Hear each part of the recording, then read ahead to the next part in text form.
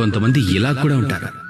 వాళ్లకు ప్రేమించడం తెలీదు, అది కూడా పర్వాలేదు.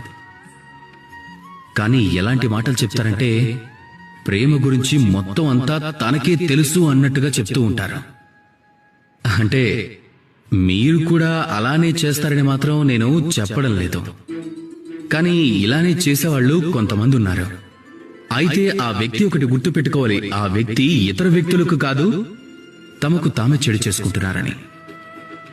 ఎందుకంటే అలా చేయటం వల్ల తమ తప్పులను, తమ బలహీనతల్ని ఈ ప్రపంచం నుంచి కాదు, తన నుంచి దాచుకుంటున్నాడు. ఒకసారి మీకు మీరే ఆలోచించుకోండి. పూర్తిగా మిమ్మల్ని మీరు అర్థం చేసుకోవడం లేదు అన్నది.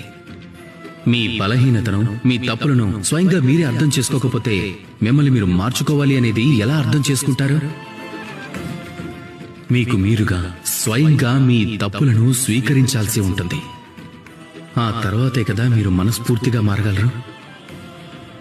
కాబట్టి స్వప్నంలో కాదు, నిజంలో బతకండి, ఆనందంగా బతకండి. అలాగే నాతో ప్రేమగా చెప్పండి, రాధా కృష్ణ.